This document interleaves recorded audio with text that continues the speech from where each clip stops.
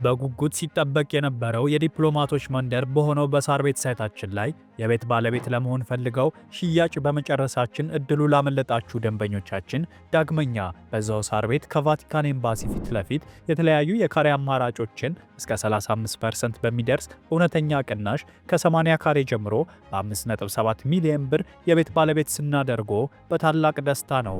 በተጨማሪም ቤተ መንግስት አቅራቢያ ያደረገውና የብዙሃኖች ትዝታ በያዘው በአቧሬ አዲሱ ሳይታችን ላይ ከባለ አንድ መኝታ ጀምሮ የመኖሪያ ቤቶችንና የንግድ ሱቆችን ደግሞ ከፈለጉ በኢንዱስትሪ መንደር በሆነው በገላን ባወጣረው ትልቅ የገበያ ማዕከላችን ላይ በጠቅላላ ዋጋ ከ2.6 ሚሊዮን ብር ጀምሮ የሱቅ ባለቤት ይሁኑ።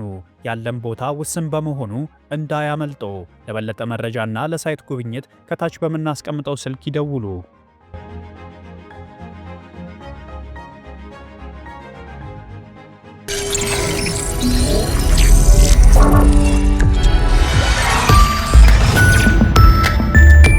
ይህ አዋዜ ሰበር ልዩ የአሜሪካና ኢራን ፍጥጫ ነው። ነገሮች እየጋሉ መፈንጃ ነጥብ ላይ ደርሰዋል። አዋዜን ላይክ፣ ሼር፣ ሳብስክራይብ አድርጎም። ፕሬዚደንት ዶናልድ ትራምፕ ከእንግዲህ ቃላቸው አይወድቅም። ምክንያቱም በቦታውና በስፍራው በወቅቱና በሰዓቱም በእስላማዊ አብዮተኞቹ የቴሄራን አገዛዝ ዙሪያ የእሳት ቀለበቱን ገንብተዋል። ቃላቸው በማናቸውም ሴኮንድ በእሳት ሊጻፍ የሚችል አደገኛ ነው። ትራምፕ ሲወስኑ ሰፊ ኃይል ይጠቀማሉ።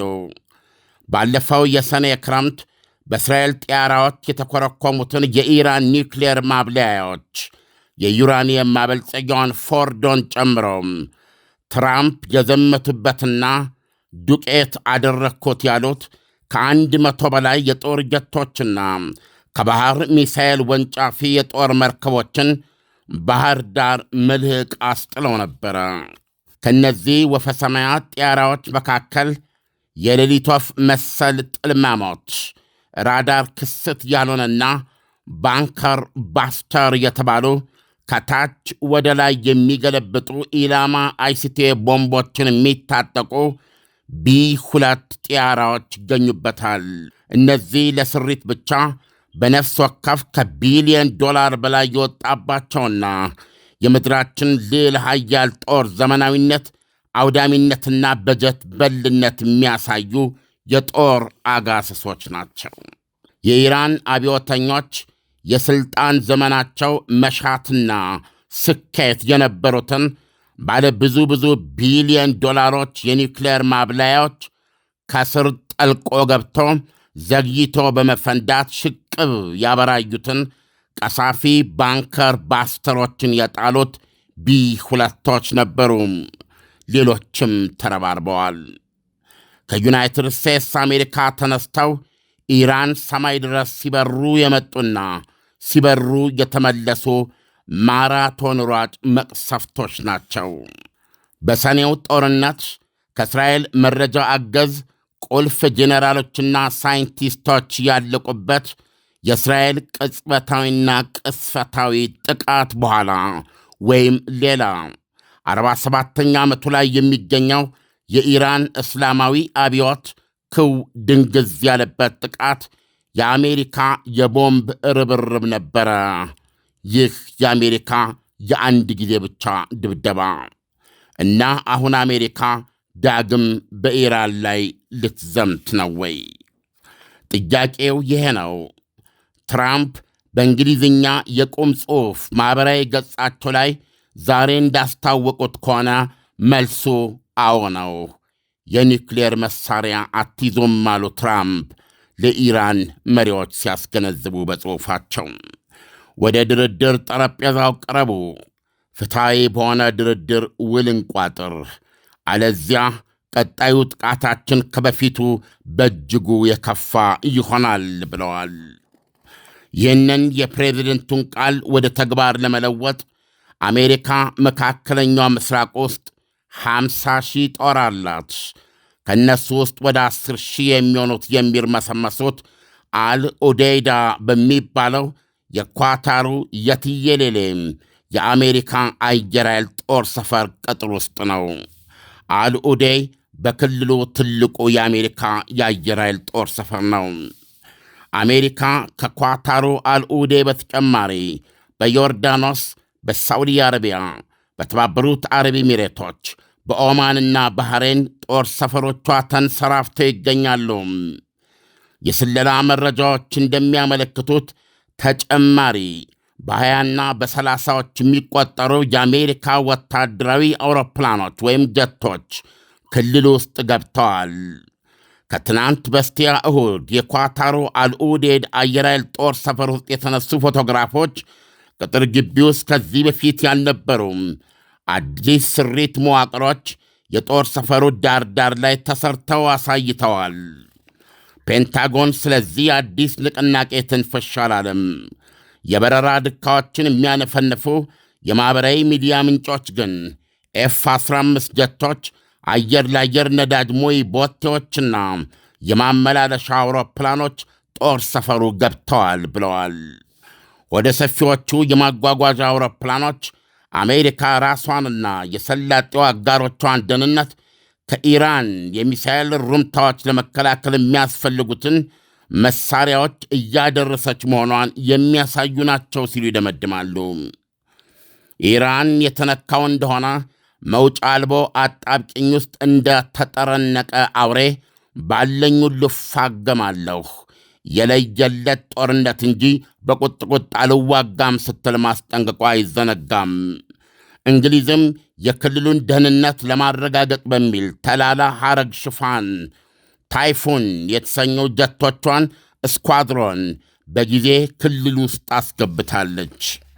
የአሜሪካ አየር ኃይል ኤጃይል ስፓርታ የተባለና በአሜሪካ ማዕከላዊ እዝ የግዳጅ አድማስ ውስጥ የጦር ጀቶችን በፍጥነት ለግዳጅ የማሰማራት የማሰራጨትና ያለፋታ የመዋጋት የአየር ኃይል አቅም ለማሳየት ከፍተኛ ልምምድ እያደረገ መሆኑን አስታውቋል። ቢቢሲ እንደተነተነው ስቴፋን ዋትኪንስ የተሰኘ የመርከቦችን ድካም የሚከታተልና ማኅበራዊ ሚዲያ ላይ የሚያወጣ ግለሰብ እንደተከታተለው በባለፈው ሰኔ ኦፐሬሽን ሚድናይት ሃመር ዘመቻ የእኩለ ሌሊት መዶሻ ወቅት የነበሩ ቅድመ ማስጠንቀቂያና የስለላ አውሮፕላኖችም አርሲ 135ና ኢ11ኤ ባክንና እንደዚሁም ኢ3ጂ ሴንትሪ ክልል ውስጥ ደርሰዋል። ይህም ብለዋል ድካን አፍናፊው ስቴፋን ዋትኪንስ ሲገመግም፣ ይህም የሆነ ጥቃት ሳይዘገይ ሊፈጸም አፋፍ መድረሱን ያመለክታል። ኢንዶ ፓሲፊክ ውስጥ የነበረችው አውሮፕላን ተሸካሚዋ አብርሃም ሊንከን ወደ ፋርስ ዙሪ የሚለውን ትዕዛዝ እንደደረሳት የጀመረችውን ጉዞ ህንድ ውቅያኖስ ውስጥ አጠናቃለች።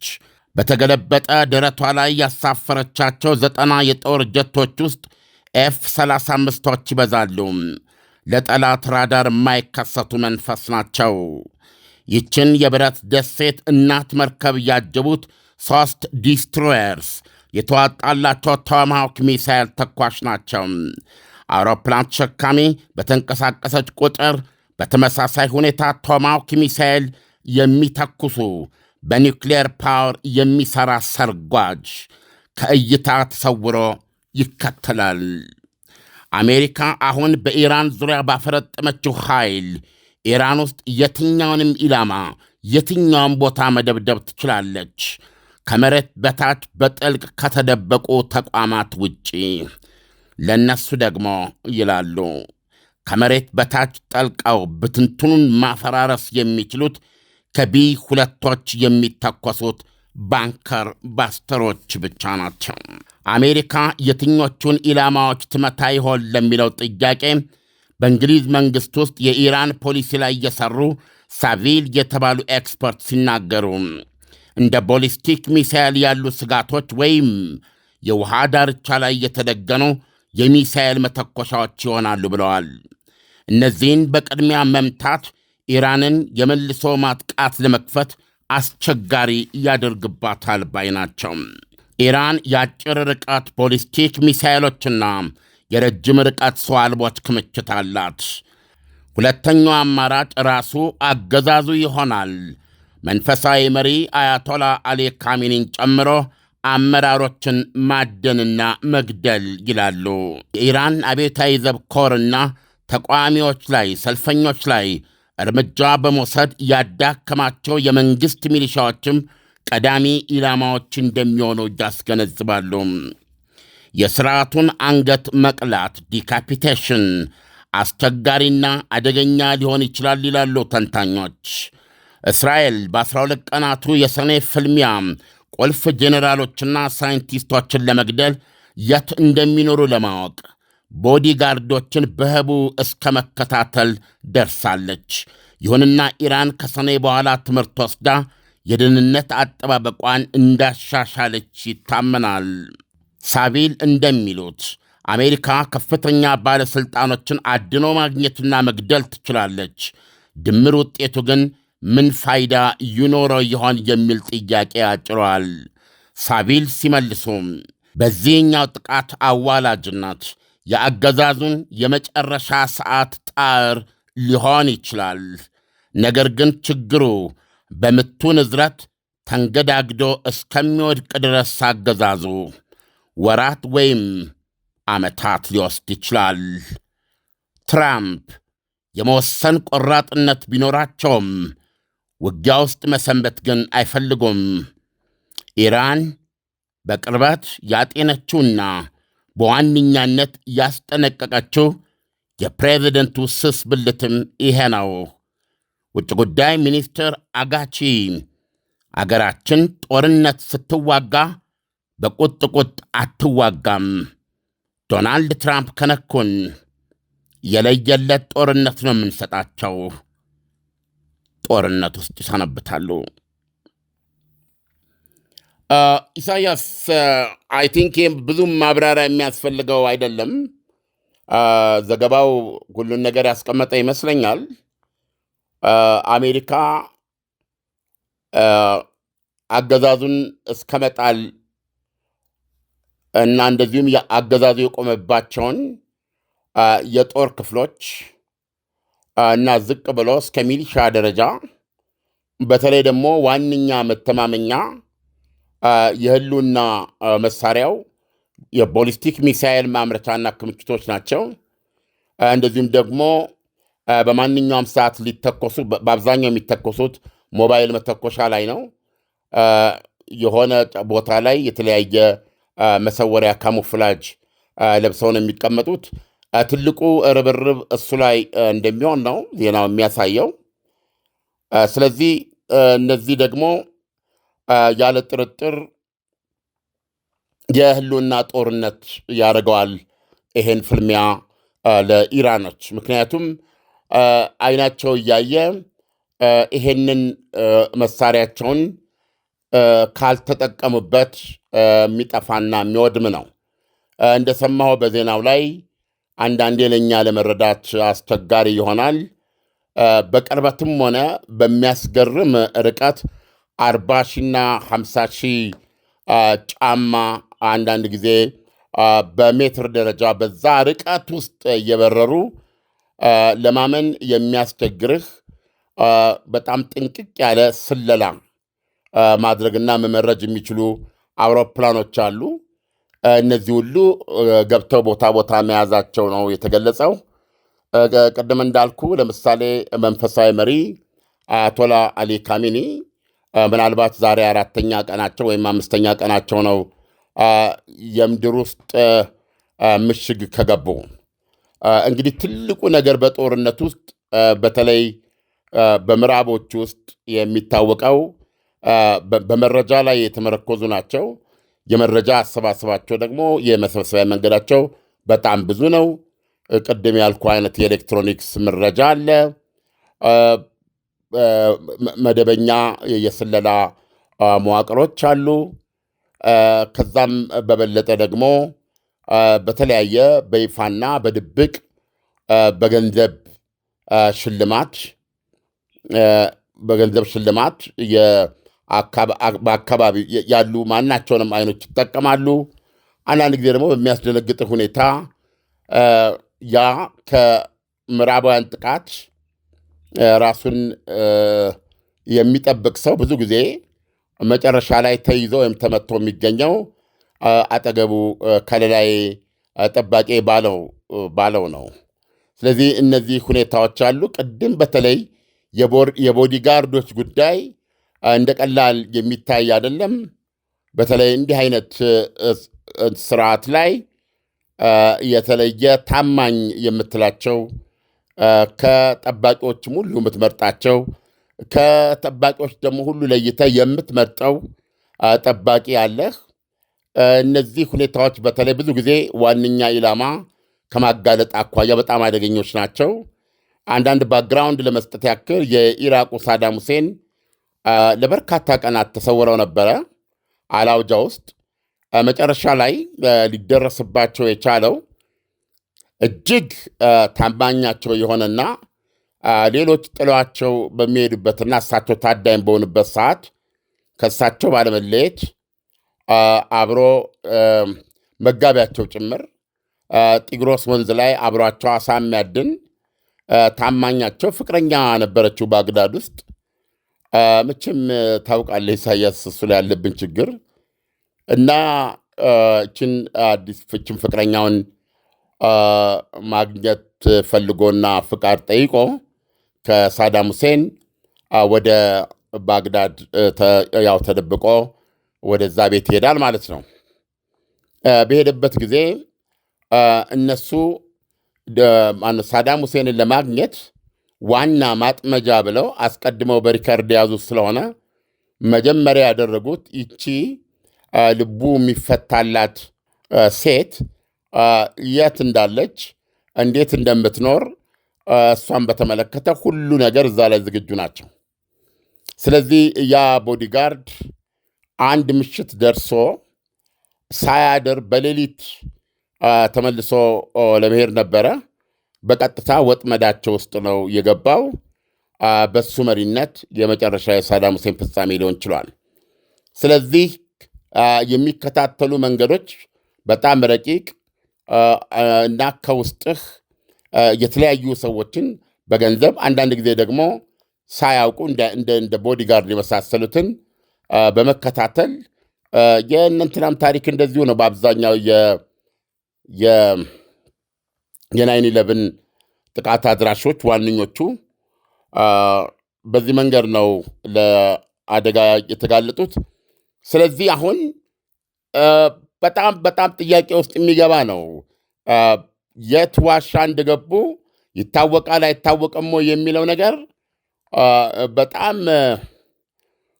የሚያጠያይቅ ነው። ስለዚህ በማናቸውም ሰዓት ጦርነት ለመክፈት የሚያስችል ሙሉ ዝግጅት የአሜሪካ ማድረጓን ዘገባው ያመለክታል። አሁን በሰበር እዚህ ጋ የማየው ዜና ምንድን ነው የሚለው የመንፈሳዊ መሪ አሊ ካሚኒ አማካሪ ኢራን ጦርነት የተከፈተባት አፍታ የእስራኤልን የንግድ ከተማ ቴልአቪቭ እምብርት ሴንተሩን መሃሉን እንመደምደዋለን የሚል ዛቻ ነው የሰጡት። ትናንትና የእስራኤል ጠቅላይ ሚኒስትር ቤንያሚን ኔታንያሁ ኢራኖች አሜሪካ ከነካችን እስራኤል ላይ እንተኩሳለን ማለታቸውን ግምት ውስጥ አስገብተው እስራኤል እጠቅሳለሁ ከዚህ በፊት አይተው ሰምተው በማያውቁት ኃይል ትበቀላለች የሚል ማስጠንቀቂያ ሰጥተዋልና ሁኔታዎች በሙሉ ሪሊ መካከለኛው ምስራቅ ሌላ የእሳት አፋፍ ላይ ነው የሚገኘው። ዓለም አሁን ከአጠቃላይ ትንታኔው ስንነሳ ኢራን ለመጨረሻው ፍልሚያ ተዘጋጅታለች። አሜሪካም ልክ እንደዛው ማለት ነው። ይሄ የሚመጣው ጦርነት የኢራኑን መሪ አያቶላን ይዞ ካልሄደ አይመለስም እንበል ዓለም በጉጉት ሲጠበቅ የነበረው የዲፕሎማቶች መንደር በሆነው በሳር ቤት ሳይታችን ላይ የቤት ባለቤት ለመሆን ፈልገው ሽያጭ በመጨረሳችን እድሉ ላመለጣችሁ ደንበኞቻችን ዳግመኛ በዛው ሳር ቤት ከቫቲካን ኤምባሲ ፊት ለፊት የተለያዩ የካሬ አማራጮችን እስከ 35% በሚደርስ እውነተኛ ቅናሽ ከ80 ካሬ ጀምሮ በ5.7 ሚሊዮን ብር የቤት ባለቤት ስናደርጎ በታላቅ ደስታ ነው። በተጨማሪም ቤተ መንግስት አቅራቢያ ያደረገውና የብዙሃኖች ትዝታ በያዘው በአቧሬ አዲሱ ሳይታችን ላይ ከባለ አንድ መኝታ ጀምሮ የመኖሪያ ቤቶችንና የንግድ ሱቆችን ደግሞ ከፈለጉ በኢንዱስትሪ መንደር በሆነው በገላን ባወጣነው ትልቅ የገበያ ማዕከላችን ላይ በጠቅላላ ዋጋ ከ2.6 ሚሊዮን ብር ጀምሮ የሱቅ ባለቤት ይሁኑ። ያለን ቦታ ውስን በመሆኑ እንዳያመልጦ። ለበለጠ መረጃና ለሳይት ጉብኝት ከታች በምናስቀምጠው ስልክ ይደውሉ።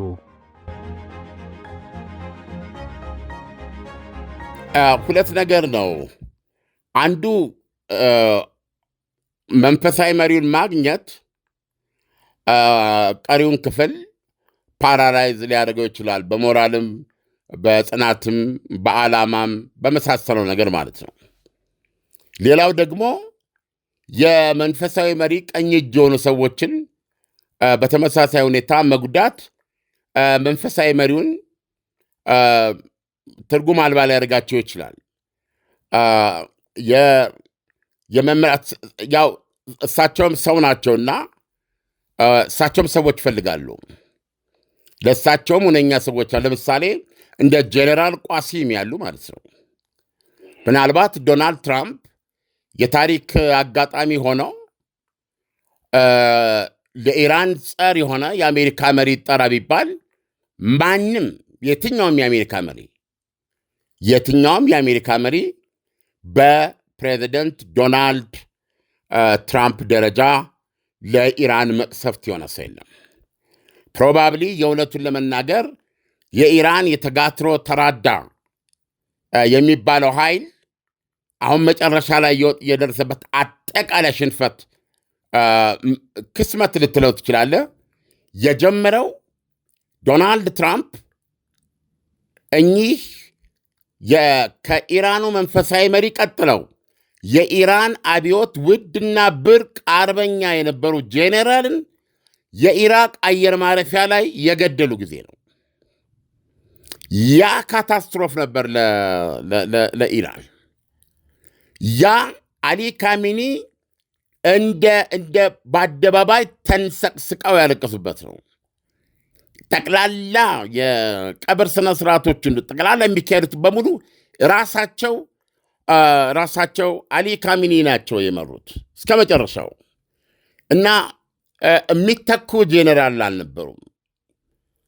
እና ብዙ ነገር ተብሏል። ስለ ጄኔራሉ ብዙ ጊዜ ያቀርበናል፣ ወይም ደግሞ ወደፊት ማቅረብ ይቻላል።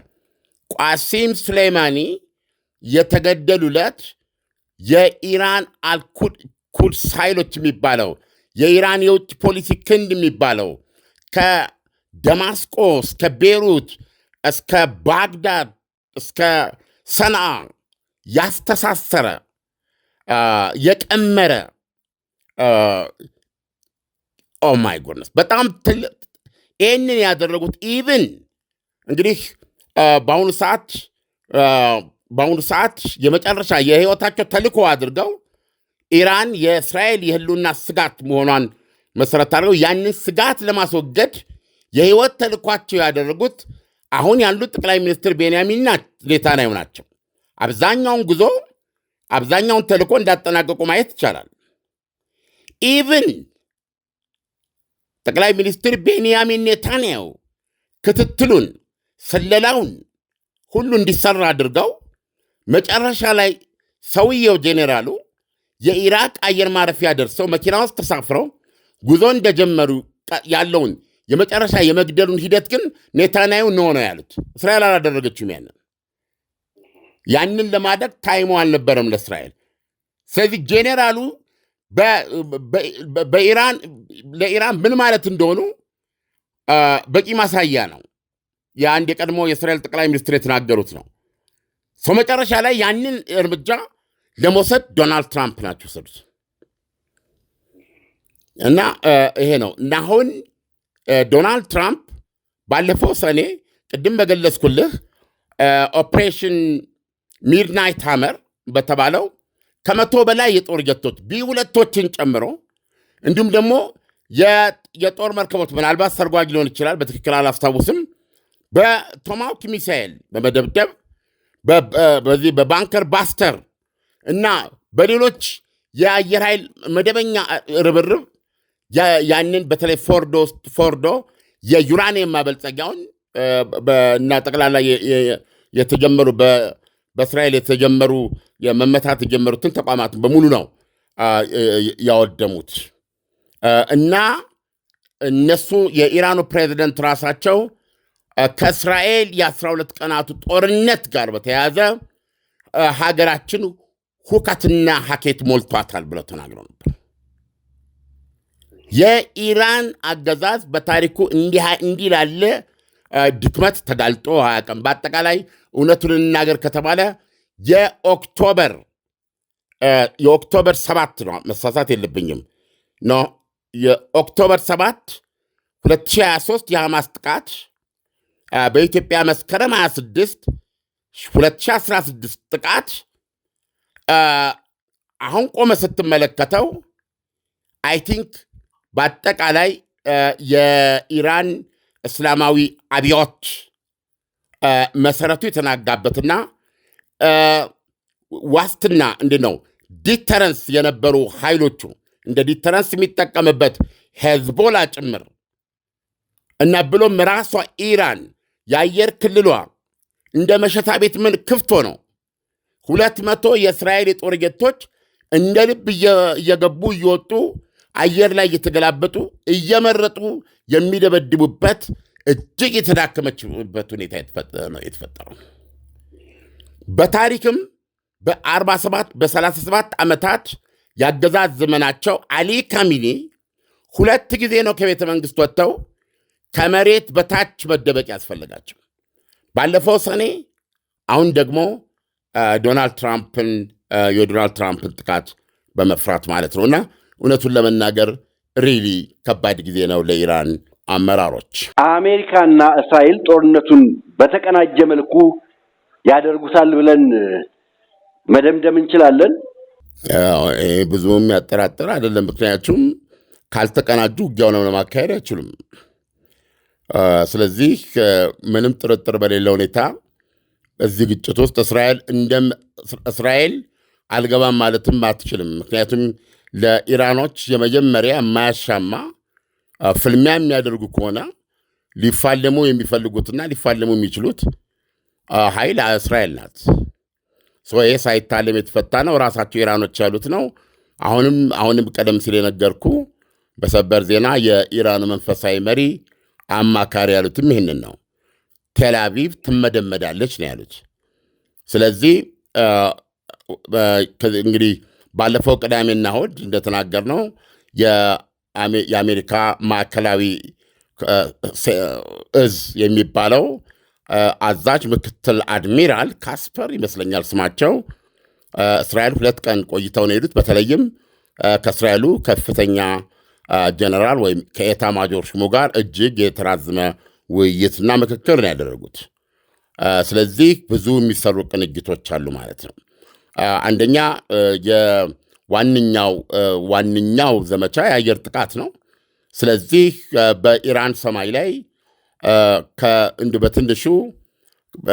በትንሹ ከ500 እና ከ600 ያላነሰ የተለያየ ባህሪና ግዳጅ ያለው የጦር ጢያራዎች ትርምስ ይኖራል።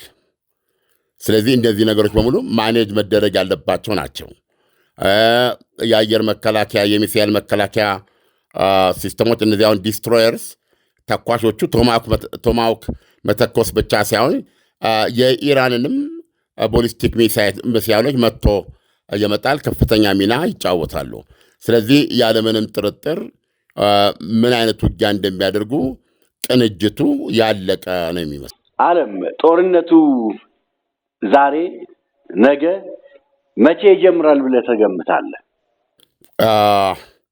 ዛሬስ ቢሆን ምክንያቱም ቅድም በዶናልድ ትራምፕ ወደ ድርድር ጠረጴዛ ነው እና ውልን ቋጥር አቶሚክ ቦምብ የሚባል አትይዙም፣ ነገር ግን ፍትሐዊ ድርድር እናደርግና ይህን ነገር እንቋጨው የሚል መልእክት ነው ያስተላለፉት። አሁን ይህን ስትመለከት ምናልባት የሆነ የተወሰነ ጊዜ ለምሳሌ 1 ቀን 2 ቀን የኢራንን ምላሽ ለመጠበቅ ጊዜ የሚሰጡ ሊመስል ይችላል። ይሄ ደግሞ ጊዜ ያለን የሚል ስሜት ለመፍጠርና ለማዘናጋት የመጣም ሊሆን ይችላል። አታውቀውም። ምን ለማለት ፈልጌ ነው? ዛሬም ቢጀመር እኔ አይገርመኝም። በሌላ በኩል ግን በዚህ በሚዲያ ስራ ላይ አስቸጋሪው ነገር ልንገርህ። ዶናልድ ትራምፕ ከትናንት በስቲያ ኢራኖች እንደራደር እያሉ ነው ብለው ጽፈዋል እና እየጠየቁን ነው ብለዋል። እሳቸው የመርከቧን እንቅስቃሴ ተከተለ ማለት ነው። በዚህ በኩል ደግሞ ውጭ ጉዳይ ሚኒስትሩ አርጋቺ ማን በጭራሽ በዚህ በቅርብ ጊዜ ከአሜሪካው ልዩ መልእክተኛ ስቲቭ ዊትኮፍ ጋር አንድም ያደረግነው ግንኙነት የለም። ሲጀመር ድርድር የሚባል አልጠየቅንም። ድርድር ይደረግ የሚባል ቢሆን እንኳ በእንዲህ አይነት ዛቻና እንዲታደርጋላችሁ ትዕዛዞች ስር ልንደራደር አንችልም ብለው መግለጫ ሰጥተዋል። አሁን ገብተህ ዜናዎችን ብትመለከት በኢራንና በአሜሪካ መካከል የጦፈ የውስጥ ለውስጥ ድርድር እየተደረገ መሆኑ ይነግረዋል። እንደገና ዞር ብለህ የቱርክ ውጭ ጉዳይ ሚኒስትር ኢራን በጣም ዝግጁ ናት በኒውክሌር ፕሮግራም ላይ ለመደራደር ከኢራን ባለሥልጣኖች ጋር ከተነጋገሩ በኋላ የሰጡት መግለጫ ነው። በዚህ ሰዓት ላይ ማንኛውም መግለጫ፣ ማንኛውም የድርድርና የዲፕሎማሲ ወሬ ሁሉ የጦርነቱ አካል ሊሆን ይችላል። የጦርነቱን ጉዳይ ምንም ነገር ሳይተኮስ በዚሁ ሊቀር ይችላል። በድርድር የሚጨርሱት ነገር ካለ ግን አሁን ካለው ተጨባጭ ሁኔታ አንጻር ንገረኝ ብለህ ብትል ጦርነቱ ዛሬ ሌሊትም ቢጀመር አይገርመኝም። ምክንያቱም ጦርነቱን ለማስጀመር የሚያስፈልጉ ኃይሎች፣ አሰላለፎች፣ ግብአቶች ሁሉ ቦታቸውን ይዘው ጨርሰዋል። ዓለም፣ ለዛሬው ትንታኔ ከወዲሁ አመሰግናለሁ። መልካም አዳር ይሁንልህ። መልካም አዳር። በጉጉት ሲጠበቅ የነበረው የዲፕሎማቶች መንደር በሆነው በሳር ቤት ሳይታችን ላይ የቤት ባለቤት ለመሆን ፈልገው ሽያጭ በመጨረሳችን እድሉ ላመለጣችሁ ደንበኞቻችን ዳግመኛ በዛው ሳር ቤት ከቫቲካን ኤምባሲ ፊት ለፊት የተለያዩ የካሬ አማራጮችን እስከ 35% በሚደርስ እውነተኛ ቅናሽ ከ80 ካሬ ጀምሮ በ5.7 ሚሊዮን ብር የቤት ባለቤት ስናደርጎ በታላቅ ደስታ ነው። በተጨማሪም ቤተ መንግስት አቅራቢያ ያደረገውና የብዙሃኖች ትዝታ በያዘው በአቧሬ አዲሱ ሳይታችን ላይ ከባለ 1 መኝታ ጀምሮ የመኖሪያ ቤቶችንና የንግድ ሱቆችን ደግሞ ከፈለጉ በኢንዱስትሪ መንደር በሆነው በገላን ባወጣረው ትልቅ የገበያ ማዕከላችን ላይ በጠቅላላ ዋጋ ከ2.6 ሚሊዮን ብር ጀምሮ የሱቅ ባለቤት ይሁኑ። ያለን ቦታ ውስን በመሆኑ እንዳያመልጦ። ለበለጠ መረጃና ለሳይት ጉብኝት ከታች በምናስቀምጠው ስልክ ይደውሉ።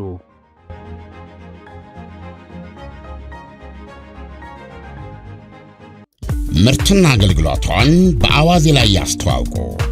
ለጥራች እንታመናለን። በስልክ ቁጥሮቻችን ይደውሉልን።